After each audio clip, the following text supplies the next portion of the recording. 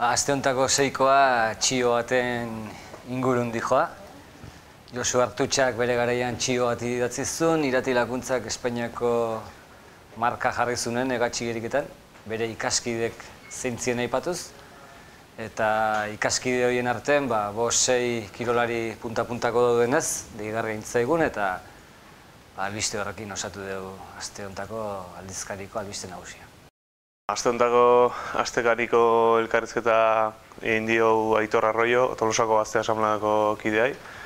Eta beste urte batez Tolosako Gazte Asanbladak gazte egun antolatu larunbat honetarako.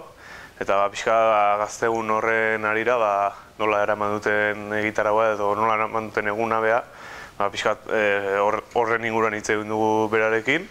Eta gero gazte egunaz aparte, Tolosako Gazte Asanbladak urtean zehar edo urte hauetan egin dituen ekintza desberdinez ere mintzatu gara.